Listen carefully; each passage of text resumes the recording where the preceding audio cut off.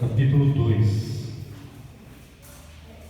Depois de 2 Pedro, 1 João, capítulo 2.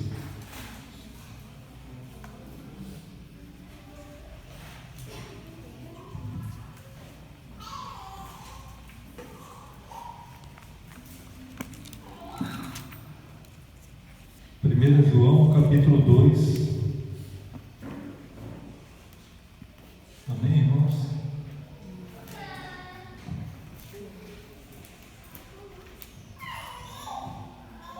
Graças a Deus. Vamos ler a palavra do Senhor.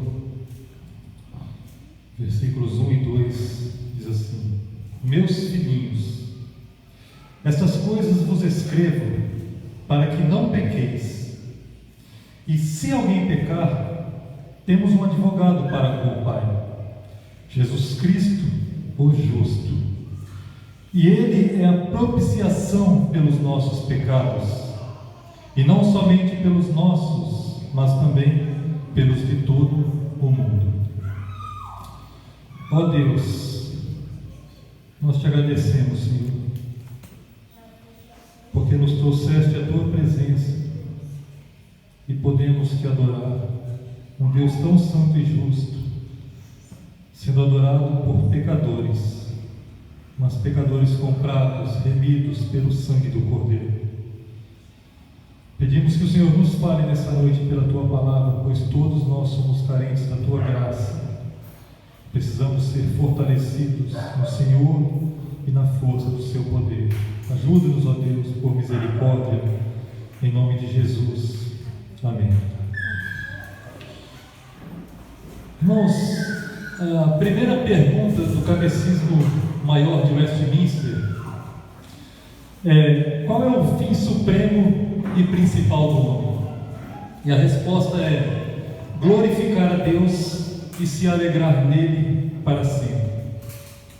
Isso significa que conhecer a Deus e viver um relacionamento correto com Ele é a maior necessidade de cada indivíduo nesse mundo.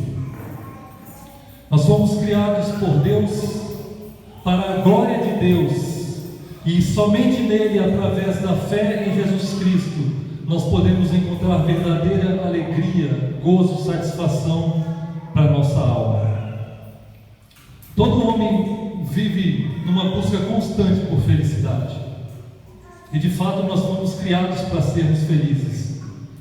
Todavia, o homem sem Deus, ele está buscando a felicidade no álcool, nas riquezas, nas drogas, na prostituição, em tudo quanto o mundo oferece.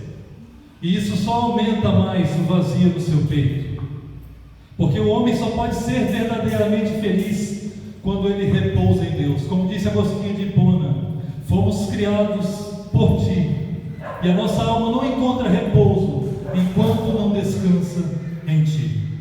O problema, irmãos, é que nós estamos diante de um Deus que é santo, como cantamos aqui. E nós temos uma natureza corrompida, uma natureza manchada pelo pecado. E devido à nossa natureza pecaminosa, caída, nós encontramos muita dificuldade em manter um equilíbrio na nossa caminhada cristã. Todos nós temos essa dificuldade. Ainda sendo filhos de Deus, amando a Jesus Cristo e buscando viver em conformidade com a sua santa lei, nós sempre encontramos dificuldade de manter um equilíbrio na caminhada cristã.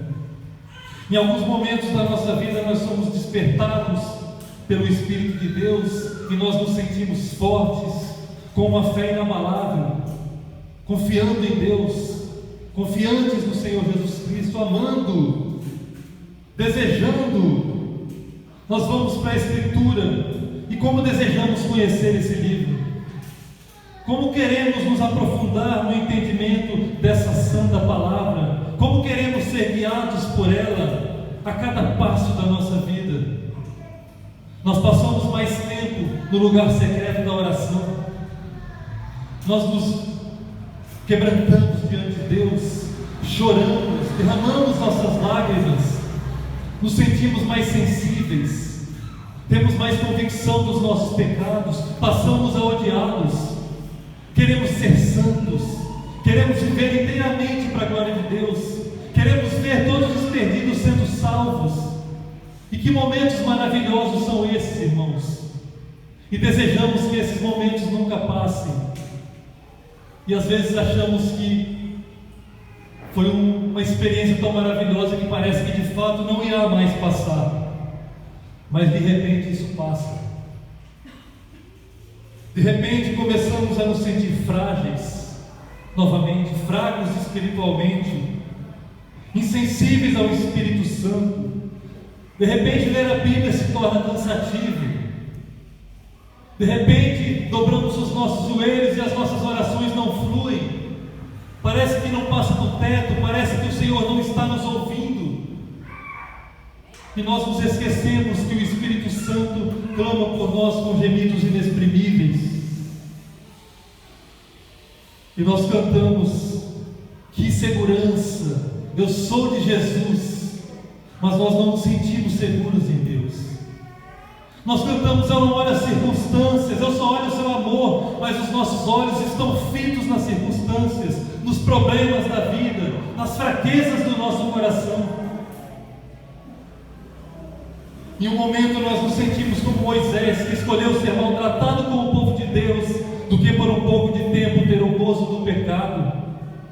Nos sentimos como Elias, cheio de confiança, desafiando os profetas de Baal.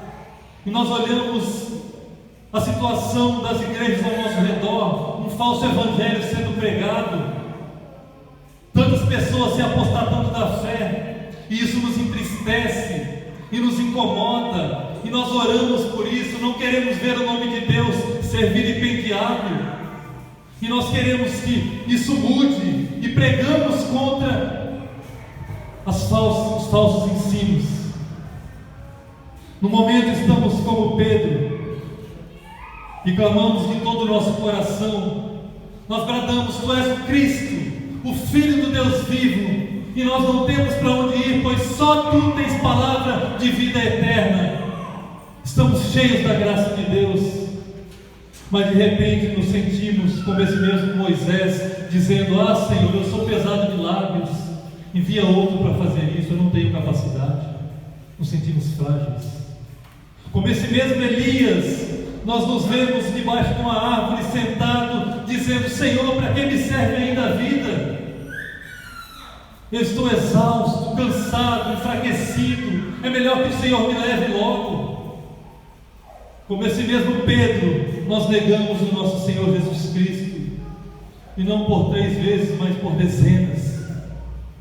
E muitas vezes não com palavras dos nossos lábios, mas com as nossas atitudes, ou com as nossas omissões, ou com a nossa frieza espiritual. Nós corretamente poderíamos receber a acusação que Jesus fez aos fariseus: esse povo me honra com seus lábios, mas o seu coração está longe de mim. Todos nós, irmãos, temos esse momento de fraqueza. Como Asaf, nós dizemos: quanto a mim, os meus pés quase que se desviaram. Irmãos, o pecado, ele sempre interrompe a nossa comunhão com Deus. O apóstolo João, ao escrever essa epístola, ele conhecia as necessidades da sua igreja. Ele sabia quem eram as suas ovelhas, e ele queria instruí-los acerca da maturidade na vida espiritual. Ele era já um homem idoso, experiente, um homem fortalecido, maduro na fé. Ele já havia passado, por assim dizer, por esses altos e baixos da caminhada cristã. Ele sabia o que é amar a Deus, ele conhecia as corrupções do seu coração, ele havia encontrado um equilíbrio na vida espiritual. Ele era aquele que recostava a sua cabeça nos peitos de Jesus. Ele sabia que o tempo da sua partida estava próximo, que em breve ele estaria novamente com o Senhor, e antes de partir, ele quer instruir os seus filhos na fé e ensiná-los que viver um relacionamento correto com Deus, viver uma vida equilibrada na caminhada cristã, é a coisa mais importante em suas vidas. E ele vai nos ensinar isso. E aqui nesse capítulo 2, ele traz esse ensino dividindo a mensagem em 2 pontos. Primeiro, João nos ensina o que nós precisamos fazer para andarmos equilibrados na vida cristã. E segundo, ele nos ensina o que Deus, em sua graça, sempre faz por nós. No versículo 1, ele diz: meus filhinhos, essas coisas vos escrevo para que não pequeis.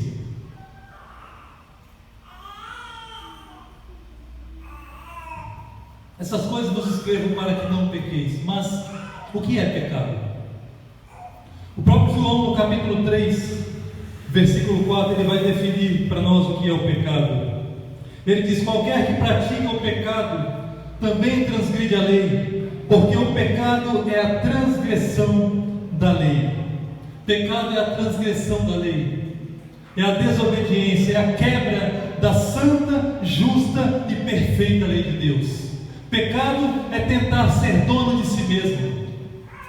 Pecado é tentar viver segundo os seus impulsos, os seus desejos, não levando em conta o que Deus quer que façamos, o que Deus não quer que façamos, não levando em conta a palavra de Deus. Pecado é procurar a todo custo ser senhor de si mesmo. E a primeira coisa que João nos ensina é que nós somos responsáveis diante de Deus. Ele diz no capítulo 1 que nós temos um Deus que é santo e nós somos responsáveis diante dele, e por isso nós não devemos pecar. Mas eu pergunto: é possível um crente viver nessa vida sem pecar? É possível alguém alcançar uma maturidade cristã tal que não peque mais? Porque João nos diz: essas coisas eu vos escrevo para que vocês não pequem. No século XVIII, um grande pregador, um grande homem de Deus, um grande teólogo, John Wesley, ele desenvolveu uma doutrina que ele chamou de perfeição cristã, doutrina da perfeição cristã. E segundo o entendimento de John Wesley, era possível um homem alcançar uma maturidade tal espiritual, um relacionamento tal com Deus, que ele não mais pecaria nessa vida. Os pecados que ele cometeria seriam pecados por ignorância, algum pecado que ele não sabia que aquilo era um pecado, mas a partir do momento em que ele soubesse que algo era pecado, ele não mais recorreria naquele erro. Será que é possível, irmãos? Eu creio que não seja possível. Não que eu saiba mais do que o Wesley, mas é porque é o testemunho da história. Nós temos na Bíblia alguns exemplos que podem nos esclarecer isso. Por exemplo, o pai da fé, Abraão. Abraão mentiu quando disse que Sara, sua mulher, era sua irmã. Abraão era um crente. Abraão ficou conhecido como o pai da fé. O homem segundo o coração de Deus, Davi, ele adulterou com Batseba. Ele mandou matar Urias, seu esposo. O homem segundo o coração de Deus pecou, e ele não pecou por ignorância, ele sabia que aquilo era uma desonra a Deus. Paulo, escrevendo em Romanos 7, ele diz: o bem que eu quero fazer eu não faço, mas o mal que eu não quero, esse eu faço. O apóstolo Pedro, ele desprezou os gentios. Ele sabia que Deus já havia unido os judeus e gentios em um só corpo, que havia por seu sangue derrubado o muro de separação. Pedro já havia estado várias vezes com os gentios, e lá estava ele comendo, se alimentando, conversando com os gentios. E quando ele vê os judeus, a circuncisão da parte de Tiago chegando, ele sai de fininho. E Paulo percebe isso e diz que ele foi dissimulado. Ele desprezou os gentios, e Paulo o repreende, porque ele foi digno de repreensão. Esse mesmo Pedro, ele negou Jesus por 3 vezes, e ele já era um crente que estava por 3 anos e meio com o Senhor. Além disso, Eclesiastes 7, versículo 20 diz: na verdade, que não há homem justo sobre a terra que faça o bem e nunca peque. E o apóstolo João, nessa mesma carta, no capítulo 1, verso 8, ele diz: se dissermos que não temos pecado, enganamos-nos a nós mesmos e não há verdade em nós. Então, não há, irmãos, a possibilidade de passarmos por essa vida sem pecado. Todos nós, em um dado momento da da nossa vida, vamos fraquejar, vamos tropeçar, vamos cometer algum tipo de pecado. Então não devemos pensar que alcançaremos um nível espiritual em que não mais pecaremos, mas devemos sempre nos lembrar que somos responsáveis diante de Deus. Não é que Deus não nos capacite, não é que Ele não nos dê o seu Espírito, é que nós temos uma natureza tão manchada, tão corrompida pelo pecado, que invariavelmente, hora ou outra, acabaremos cometendo algum tipo de pecado. O crente não vive na prática do pecado. O pecado na vida do crente é um acidente de percurso. Essas coisas vos escrevo para que não pequeis. Mas à frente ele vai dizer: se alguém pecar, se acontecer, se porventura vocês tropeçarem, por que nós não devemos pecar? Ele diz: essas coisas eu vos escrevo para que vocês não pequem. Vamos ver então algumas coisas que João nos diz, alguns motivos que ele nos fornece para que não pequemos. Primeiro, não devemos pecar porque o pecado é uma ofensa à santidade de Deus. No capítulo 1, verso 5, ele diz: e esta é a mensagem que dele ouvimos e vos anunciamos, que Deus é luz e não há nele trevas nenhumas. João está dizendo: vocês não devem pecar porque vocês estão diante de um Deus santo que não tolera o pecado, diante de um Deus que é tão puro de olhos que não pode contemplar o mal. Quando Isaías teve aquela visão, ele viu os serafins voando sobre Deus, cada um deles com 6 asas, com 2 eles cobriam os rostos, com 2 eles voavam, com 2 eles cobriam as pernas, e eles clamavam: santo, santo, santo é o Senhor dos exércitos, toda a terra está cheia da sua glória. O único pecado, irmãos, do Éden foi suficiente para condenar toda a humanidade.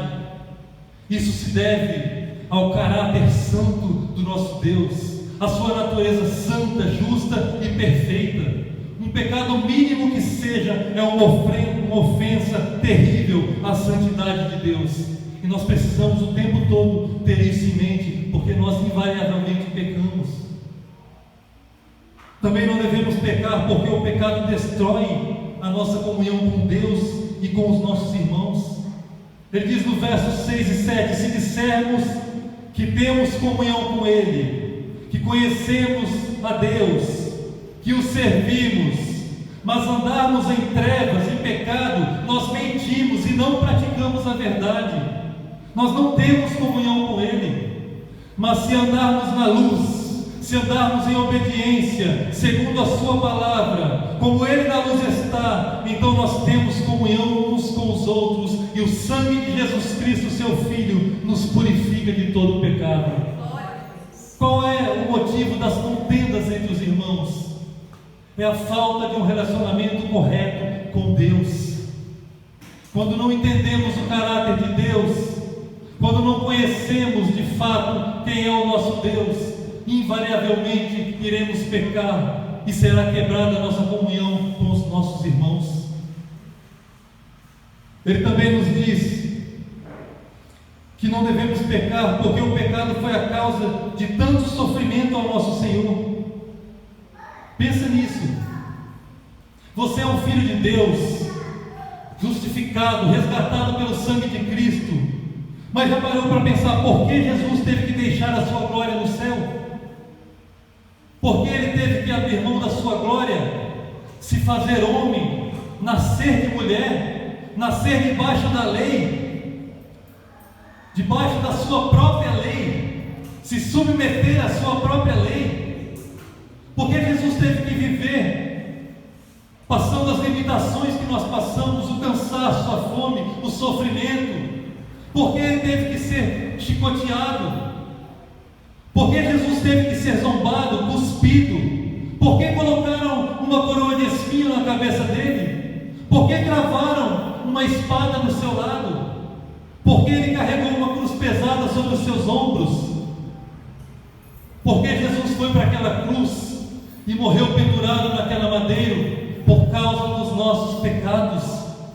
O pecado é a causa de tanto sofrimento Salvador. Foi por causa dos nossos pecados que Ele foi cravado naquele madeiro. E portanto nós não podemos ser filhos de Deus e permanecer no pecado. O pecado, irmãos, também é um testemunho contra a nossa profissão de fé. Aqui no capítulo 2, versos 3 a 6, ele diz: e nisto sabemos que o conhecemos, se guardarmos os seus mandamentos. Aquele que diz eu conheço e não guarda os seus mandamentos é mentiroso, e nele não está a verdade. Mas qualquer que guarda a sua palavra, o amor de Deus está nele verdadeiramente aperfeiçoado. Nisto conhecemos que estamos nele. Aquele que diz que está nele também deve andar como ele andou. Nós afirmamos que conhecemos a Deus, que somos crentes verdadeiros, que amamos o nosso Salvador, que odiamos o pecado, que desejamos ser santos, que somos obedientes à sua palavra. Mas quando pecamos, nós estamos dando testemunho contra a nossa própria profissão de fé. E o mundo jamais vai acreditar no que a gente diz, se não ver isso sendo concretizado na nossa vida, dia após dia. Se nós dissermos que temos comunhão com Ele e andarmos em desobediência à sua palavra, nós estamos mentindo. Ele diz: aquele que está nele também deve andar como ele andou. Eu gosto do exemplo que o Paul Washer dá. O irmão Vinícius já usou aqui, mas vou usá-lo novamente. Ele diz que quando pequeno, ele amava muito e admirava muito o pai dele. O pai dele era um homem muito forte, e eles moravam numa fazenda, e ele queria ser como o pai dele. Ele admirava muito, então ele fazia de tudo para ser igual. E o pai dele ia cuidar dos animais, então o pai dele pegava 2 baldes de água, enchia e saía com aqueles 2 baldes pesados, um em cada mão, e saía tranquilamente para cuidar dos animais, para dar água aos animais. E o Bosch disse que ele, uma criança ainda, magra, fraca, ele pegava também 2 baldes e enchia, e puxava um balde de cada mão e saía cambaleando para um lado e para o outro, com toda a dificuldade, até chegar ao lugar onde o pai dele estava. Ele dizia: eu ia para lá, eu ia para cá, eu tinha muita dificuldade, mas qualquer pessoa que olhava para mim tinha certeza de que eu estava fazendo de tudo para ser como meu pai. É assim, irmãos. Nós não seremos perfeitos nessa vida, mas devemos viver de tal maneira que o mundo olhe para nós e diga: ele faz de tudo para ser como seu Senhor Jesus Cristo. Agora, sabendo que nosso Deus é santo e que nós somos responsáveis diante dele, sabendo que não podemos pecar porque o pecado é uma ofensa à sua santidade, que não podemos pecar porque o pecado destrói toda a nossa comunhão, e que foi por causa do pecado o sofrimento do nosso Salvador, e que o pecado professa contra a nossa profissão de fé, o que será de nós quando pecarmos? O que será de nós quando pecarmos? Como podemos nos relacionar com esse Deus tão santo, justo, puro, sabendo que somos pecadores? O apóstolo João diz: se alguém pecar, nós temos um advogado. Aqui está a nossa segurança, irmãos. Não é na nossa força, não é na nossa perfeição, porque não a temos. A nossa segurança está no fato de que nós temos um advogado. E ele vai dizer agora o que Deus, em sua graça, sempre faz por nós. Temos um advogado. João se inclui aqui, ele diz temos. Ele usa a terceira pessoa do singular, nós. Há um nós em Cristo, que nós temos um advogado, ainda que ele seja um homem maduro, um apóstolo, inspirado pelo Espírito Santo em tudo que escreveu, com total condição de instruir a sua igreja.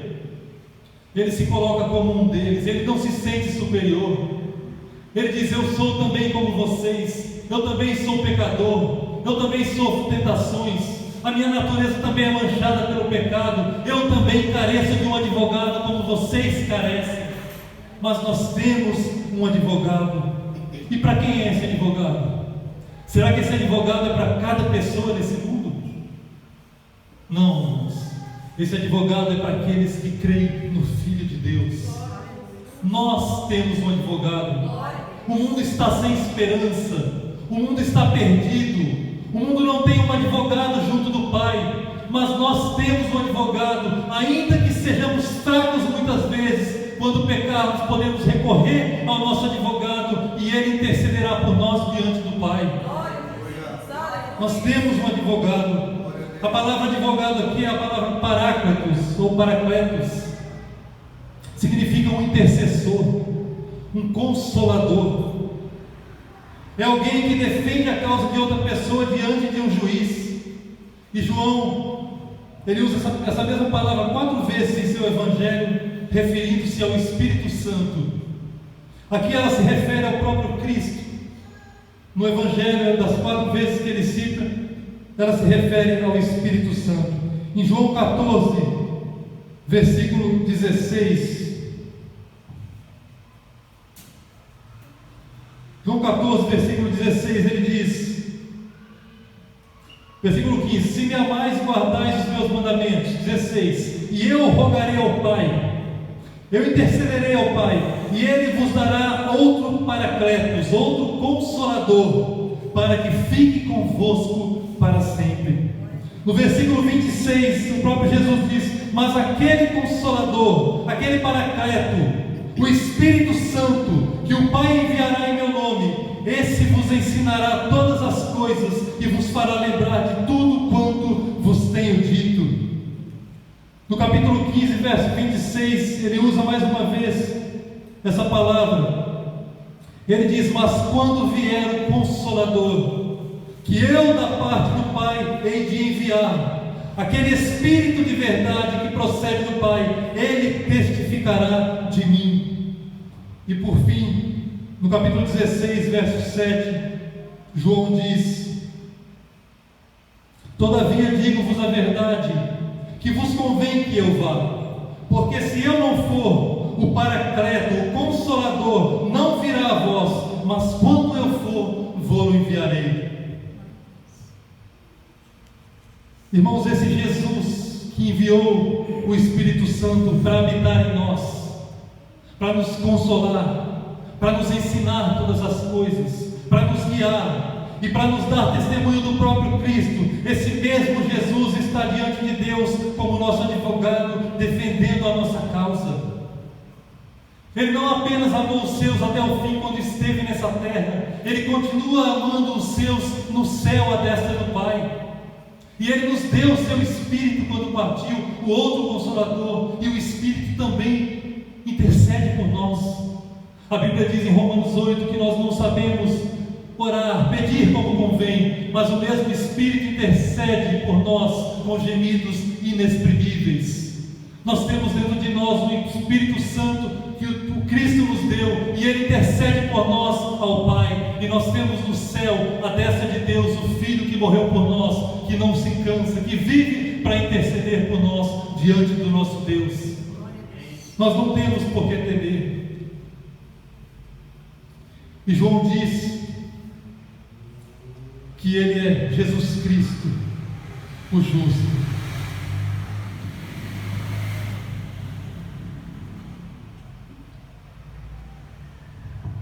Esse advogado que nos deu o seu Espírito, ele é Jesus Cristo, o justo. Jesus diz respeito à humanidade do Senhor.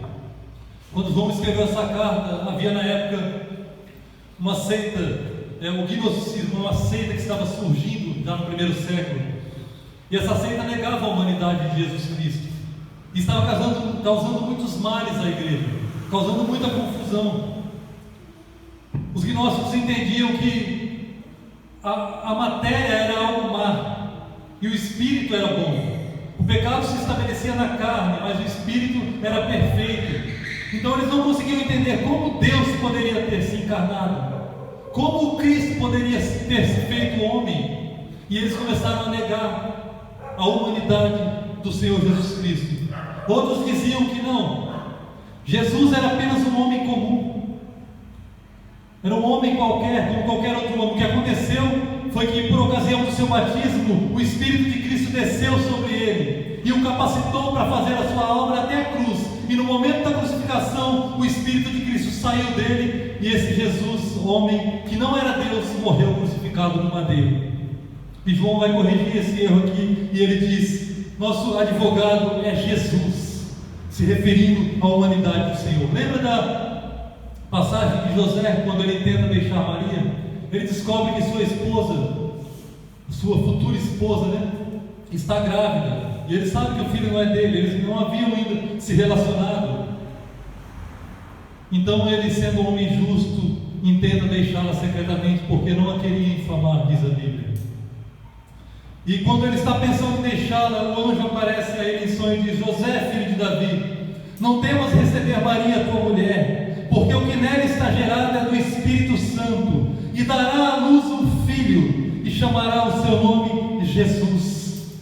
Ele está enfatizando aqui a humanidade de Cristo, porque ele será o Salvador do povo. Ele salvará o seu povo dos seus pecados. O autor de Hebreus, escritor aos Hebreus, no capítulo 4, verso 15, ele diz: porque não temos um sacerdote que não possa compadecer-se das nossas fraquezas, porém um que, como nós, em tudo foi tentado, mas sem pecado. Nós temos um sacerdote, um advogado diante do Pai, que veio como homem a essa terra, e como nós ele sofreu, como nós ele foi tentado em todas as coisas, e naquilo em que ele foi tentado, ele pode se compadecer daqueles que são tentados também. O nosso advogado se compadece das nossas fraquezas, porque ele sabe o que é padecer, ainda que ele nunca tenha pecado. Cristo aqui diz respeito ao ofício messiânico do Senhor. Em Mateus 16, versos 13 a 16, Jesus pergunta aos seus discípulos: quem dizem os homens ser o Filho do Homem? E eles respondem: uns dizem que o Senhor é João Batista, outros dizem que o Senhor é Elias, outros dizem que o Senhor é Jeremias ou um dos profetas. E o Senhor pergunta: e vocês? Quem vocês dizem que eu sou? E Pedro diz: tu és o Cristo, o Filho do Deus vivo. A palavra Cristo é a mesma palavra usada no Antigo Testamento para Messias. Significa o ungido de Deus. O nosso advogado, ele é o ungido do Pai, ele é o Filho de Deus, ele é o Messias que Deus prometeu no Éden, a semente da mulher. Ele é aquele que foi profetizado por todo o Antigo Testamento. Ele é aquele que na plenitude dos tempos Deus o enviou, nascido de mulher, nascido debaixo da lei, para remir os que estavam sobre a lei. Ele é aquele que por meio dele nós fomos adotados na família de Deus. E João diz que ele é também o justo, e o justo diz respeito ao caráter do nosso Salvador. Ele se tornou homem, mas ele nunca pecou. Ele suportou as nossas tentações, mas ele nunca cedeu. Ele assumiu o nosso lugar, mas ele cumpriu perfeitamente a lei de Deus, essa lei perfeita que nós jamais poderíamos cumprir, essa lei que era contra nós. Ele cravou no madeiro porque ele a cumpriu, e por meio dele nós podemos ser justificados. Por isso ele pode nos representar diante de Deus. Agora lembre-se que ele não compactua com os nossos pecados. Jesus não está diante de Deus intercedendo como se não se importasse se pecamos. Ele não está lá dizendo: Pai, não se preocupe com isso, perdoa o pecado dele, coitado. Não, ele está dizendo: Pai, ele pecou, ele merece punição, todavia eu cumpri a lei no lugar dele. Perdoa, Pai, porque eu já cumpri a sua vontade, eu o substituí, e eu fiz o que o Senhor ordenou que fosse feito. Por isso eu lhe peço, perdoa-o. E nós podemos ser perdoados. E João continua dizendo: temos um advogado para com o Pai. Irmãos, isso é maravilhoso. Para com o Pai significa junto do Pai. Significa que Jesus está cara a cara com o Pai, olhando nos olhos do Pai. Não é que ele comparece de vez em quando e tem permissão para entrar e interceder por nós, não. Ele está lá o tempo todo. Eles estão em comunhão, em comum acordo. Eles estão trabalhando juntos para o nosso perdão e salvação. Aleluia, Senhor. Glória a Deus. Glória a Jesus. Nós não devemos pensar que Jesus está intercedendo por nós diante de um Deus indisposto, de um Deus carrasco, Deus que não quer nos perdoar, mas que está doido para nos mandar para o inferno, não. Jesus está diante de um Deus que nos ama com o amor infinito de um Pai. João 3,16, porque Deus amou o mundo de tal maneira que deu o seu único Filho, para que todo aquele que nele crê não pereça, mas tenha a vida eterna. Gálatas 4,4, mas vindo a plenitude dos tempos, Deus enviou o seu Filho, nascido de mulher, nascido sob a lei, para remir os que estavam debaixo da lei, a fim de recebermos a adoção de filhos. 1 João 4, 9 e 10, nisso se manifestou o amor de Deus para conosco, que Deus enviou o seu Filho unigênito ao mundo, para que por ele vivamos. Nisso está o amor, não em que nós tenhamos amado a Deus, mas em que ele nos amou a nós, e enviou o seu Filho para a propiciação pelos nossos pecados. Temos um advogado junto do Pai, em plena comunhão e acordo com o Pai, trabalhando juntos pelo nosso perdão e pela nossa salvação. E quem é esse advogado? Quem é esse que tem o direito de nos representar diante do Pai? É Jesus Cristo, o justo, aquele que nunca pecou. Como pecadores, irmãos, nós temos o melhor advogado possível, porque ele pode interceder por nós. Ele tem direito de comparecer, de estar na presença de Deus, clamando por nós. Em sua natureza humana, Jesus é nosso irmão. Ele se compadece das nossas fraquezas. Ele é aquele que nos salvou e é o nosso intercessor, aquele que vive por interceder pelo seu povo. É como advogado sem pecado, totalmente justo, que ele nos representa diante de Deus. Por isso estamos seguros. Por isso não temos o que temer. Por isso podemos nos apresentar com temor, mas também com ousadia diante do trono da graça, sabendo que acharemos socorro em tempo oportuno. E por último, qual é a base da sua defesa? Por que ele tem esse direito todo de comparecer diante de um Deus tão santo e justo? O verso 2, João diz: porque ele é a propiciação pelos nossos pecados, e não somente pelos nossos, mas também pelos de todo o mundo. No capítulo 4, verso 10, João diz também: nisso está o amor, não em que nós tenhamos amado a Deus, mas em que ele nos amou a nós e enviou o seu Filho para propiciação pelos nossos pecados. A base da sua defesa, o motivo pelo qual ele pode advogar a nossa causa, está nessa palavra propiciação. Propiciar, irmãos, significa tornar favorável, reconciliar, voltar um ao outro com um olhar favorável e de prazer, unir, estabelecer uma comunhão.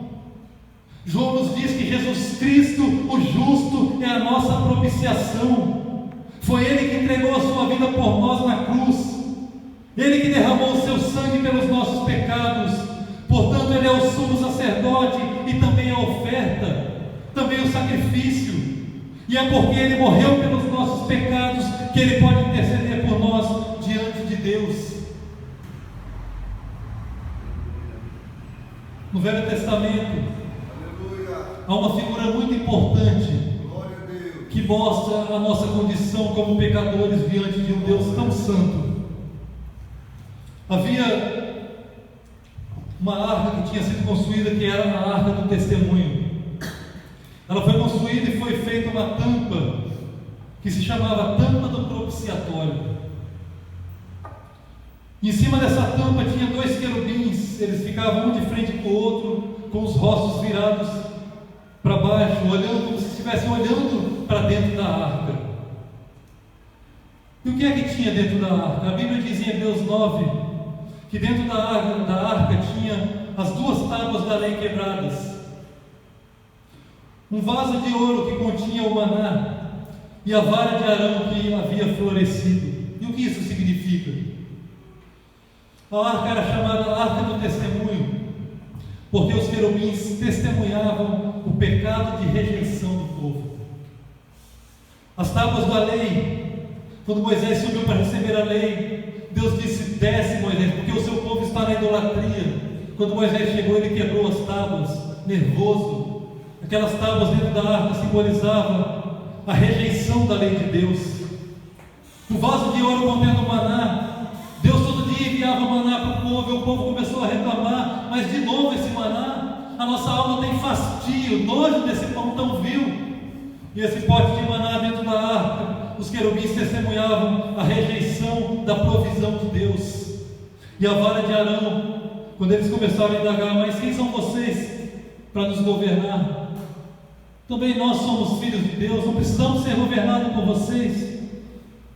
E Deus disse: coloque as varas dos sacerdotes juntos, e a vara que florescer é a vara daquele que eu coloquei para governar sobre o povo. E a vara de Arão foi a que floresceu. E essa vara está dentro da arca, e os querubins da retidão e da justiça estão ali testemunhando o pecado de rejeição do governo de Deus. Irmãos, e todos nós cometemos esses pecados. Todos nós muitas vezes quebramos a lei de Deus. Todos nós somos ingratos com a provisão de Deus. Todos nós muitas vezes rejeitamos o governo de Deus sobre as nossas vidas. Mas aí acontecia que o sumo sacerdote vinha com sangue. Ele matava o animal, pegava aquele sangue, entrava no Santo dos Santos, e ele botava sangue em cima da tampa do propiciatório. Então os querubins da justiça e da retidão olhavam para baixo, e ao invés de ver o testemunho de pecados do povo, eles viam o sangue, e a ira de Deus era aplacada, e o povo era reconciliado com Deus. Foi isso que Jesus fez por nós, irmãos. A Bíblia nos diz que o Senhor Jesus é o sumo sacerdote das nossas almas. Ele se entregou para morrer na cruz como sacrifício pelos nossos pecados. Ele foi o sacerdote e também o sacrifício. É como se ele colocasse a mão na sua própria cabeça, entregando-se a si mesmo e dizendo: Pai, eu me entrego em suas mãos, eu entrego a minha vida pela vida dos pecadores que hão de crer em mim.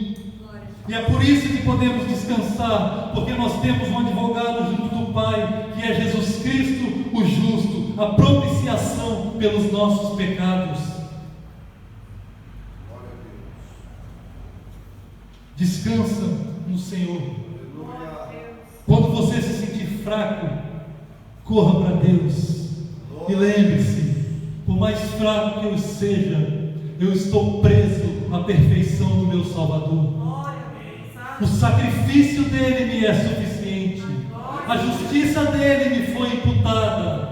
Eu não tenho justiça em mim mesmo, mas eu confio nele. Ele é meu advogado, ele intercede por mim junto ao Pai. Ele é a propiciação pelos meus pecados, e nele eu estou seguro. Aleluia. Agora ele termina dizendo: ele não é a propiciação apenas pelos nossos pecados, mas também pelos de todo mundo. Você que não tem Cristo como seu Senhor, você que reconhece que está distante de Deus, não continue distante de Deus. Receba esse advogado, tenha essa segurança que nós podemos ter. João diz que ele é a propiciação não só pelos nossos pecados, mas também pelos pecados de todo mundo. Isso significa que ele morreu por cada indivíduo nesse mundo, e todo aquele que nele crê será salvo e terá um advogado junto do Pai. Receba o Senhor Jesus Cristo como seu Salvador. Na economia da Trindade, irmãos, no plano da salvação de Deus, Deus Pai enviou o seu Filho como propiciação pelos nossos pecados. Ele deixou a sua glória nos céus, nasceu de uma virgem como homem, cumpriu a perfeita lei de Deus que nós não poderíamos cumprir. Ele foi moído pelos nossos pecados na cruz, abandonado pelo próprio Pai, humilhado por todos que estavam à sua volta. Ele morreu, mas ressuscitou ao terceiro dia. E quando ele foi assunto ao céu, quando ele voltou para a destra do Pai, ele enviou o Espírito Santo. E esse Espírito Santo habita em nós, e ele nos conduz, ele nos consola. E esse Espírito que ele nos enviou, ele nos envia, nos conduz novamente para o Filho. E por meio do Filho, nós somos outra vez reconciliados com o Pai. Quão maravilhosa é a obra da Santa Trindade! O Deus Pai, o Deus Filho, o Deus Espírito Santo igualmente justos, igualmente santos, igualmente amorosos, trabalhando junto pelo nosso perdão e pela nossa salvação. Não há por que temermos, tão somente precisamos confiar no nosso advogado que está junto do Pai. Curva a sua cabeça e vamos orar.